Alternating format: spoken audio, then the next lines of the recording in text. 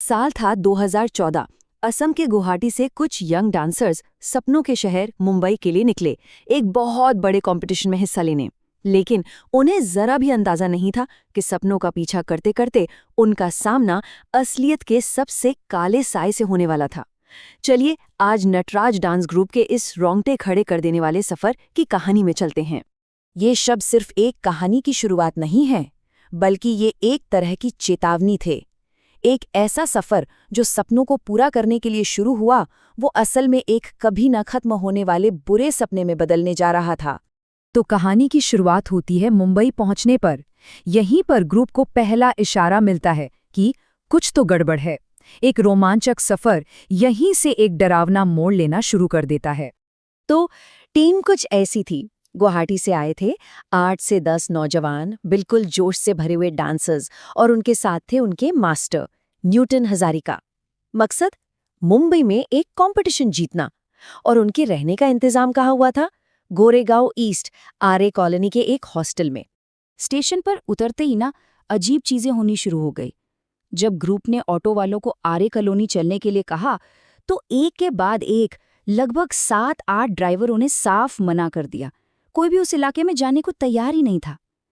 ये अपने आप में एक चेतावनी थी, जिसे शायद वो लोग समझ नहीं पाए। आखिरकार एक ड्राइवर ज्यादा पैसे लेकर जाने को तैयार हो गया, लेकिन हॉस्टल पहुंचने पर उस ड्राइवर ने भी एक अजीब सी बात कही। उसने उस पुरानी बिल्डिंग को घूरते हुए कहा कि ये जगह तो बिल्कुल वीरान है, सुनसान है। उसकी ये बात ग्रुप के मन में एक अनजाना सा डर पैदा कर गई। अब कहानी हॉस्टल की चारदीवारी के अंदर पहुंचती है, एक ऐसी जगह जहां फुसफुसाहटें हकीकत बनने वाली थी और डर हर कोने में छिपा बैठा था। हॉस्टल की बिल्डिंग काफी पुरानी, अंग्रेजों के जमाने की थी। ग्रुप को ठहराया गया तीसरी मंजिल के एक कमरे में, और कमरे में घुसते ही ना एक अजीब सी नेगेटिव वाइब महसूस हुई। कमरे के एक अंधेरे कोने में कबूतर शांत बैठे थे, जो दरवाजा खुलते ही फड़फड़ाए और फिर वैसे के वैसे ही जम गए। माहौल बहुत अजीब था। पहली ही रात असली खौफ ने दस्तक दी। रात के कोई 11:30 बजे होंगे। सब लोग हॉस्टल के उस अजीब से माहौल पर बात ही कर रहे थे कि अचानक उनके कमरे की लाइट फ्लिकर करने लगी। और सुनिए, सबसे अजीब बात यह थी कि पूरी बिल्डिंग की लाइट बिल्कुल ठीक थी। आफत सिर्फ उनके ही कमरे में थी। और फिर अंधेरा, लाइट चली गई और उस घुप अंधेरे में गूंजी लक्ष्मी की एक जोरदार चीख। लगभग आधे घंटे तक वही सन्नाटा रहा, और फिर जैसे कुछ हुआ ही ना हो, लाइट अपने आप आ गई। अगली सुबह रोहित के साथ तो और भी अजीब घटना हुई। जब वो वॉशरूम गया तो एक नल खोलने पर पानी पास वाले दूसरे नल से निकलने लगा। सोचिए, जब उसने उसे बंद किया तो तीसरा नल अपने आप चालू हो गया, और इसी के साथ उसे छत से किसी के जोर जोर से हंसने की आवाज सुनाई दी। ये डर सिर्फ इसी ग्रुप तक नहीं था। एक और गेस्ट जो अपने बच्चे के साथ आई थी, वो तो हॉस्टल छोड़कर भाग ही गई। उसने बताया कि बाथरूम के आईने में उसे एक औरत दिखी, जिसका आधा चेहरा जला हुआ था और गर्दन एक तरफ लटकी हुई थी। ये सुनने के बाद तो लड़कों का डर और भी ज्यादा बढ़ गया। अब लगातार हो रही इन घटनाओं से तंग आकर ग्रुप के कुछ लड़कों ने मामले को अपने हाथ में लेने का फैसला किया। उन्होंने तय किया कि अब वो सिर्फ डरेंगे नहीं, बल्कि उस अनदेखे को कैद करेंगे। उनके मन में बस एक ही सवाल था, क्या यहाँ सच में कोई आत्मा है? और अगर है तो क्या उसे कैमरे में रिकॉर्ड किया जा सकता है? बस इसी सवाल का जवाब ढूंढने के लिए अजय ने अपना कैमरा निकाला, ये सोचकर कि जो नंगी आंखों से नहीं दिखता वो शायद कैमरे में कैद हो जाए। और यहीं पर कहानी में एक चौंकाने वाला मोड़ आता है। जब लड़के कैमरा लेकर दूसरी मंजिल के गलियारे में रिकॉर्डिंग कर रहे थे, तो उन्हें अपनी आंखों से तो कुछ नहीं दिखा। गलियारा एकदम खाली था। लेकिन जब अजय ने अपने टीचर को वीडियो क्लिप दिखाई, तो उसमें कमरे नंबर 6 के सामने फर्श पर एक नग्न आदमी लेटा हुआ साफ दिख रहा था। इस सबूत को देखकर न्यूटन सर बुरी तरह घबरा गए। उन्होंने ग्रुप का मनोबल टूटने से बचाने के लिए अजय से जबरदस्ती वो वीडियो डिलीट करवा दिया और उसे चेतावनी दी कि इस बारे में किसी को, खासकर लड़कियों को, कुछ भी पता नहीं चलना चाहिए। अब कहानी हॉस्टल से निकलकर पास के घने जंगल में पहुंचती है।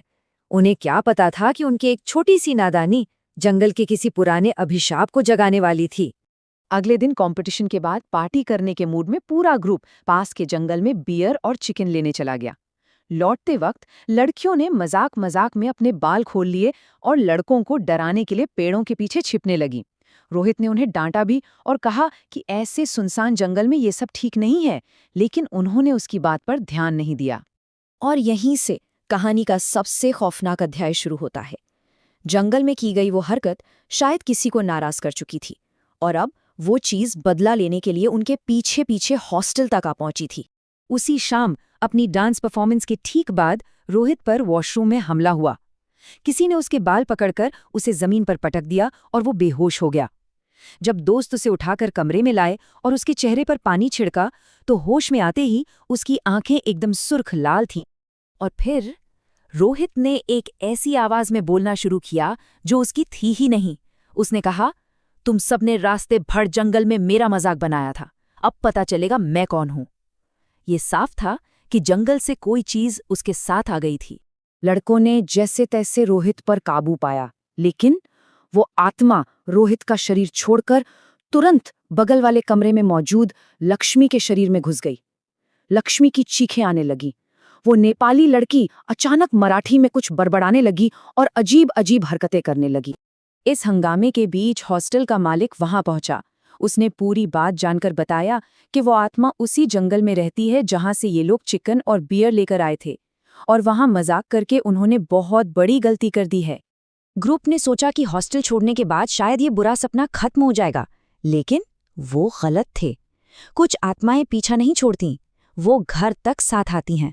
जब ग्रुप हॉस्टल से निकल रहा था तो रोहित ने अपने कमरे की बालकनी पर सफेद साड़ी में एक औरत को खुद को घूरते हुए देखा।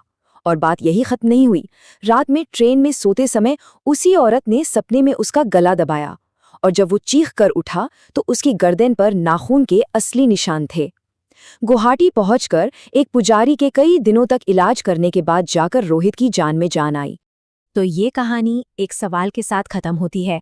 आखिर आर्य कॉलोनी के उस जंगल में वो कौन सी शक्ति थी जिसे उस ग्रुप ने अनजाने में नाराज कर दिया था? इसका जवाब आज भी एक रहस्य है।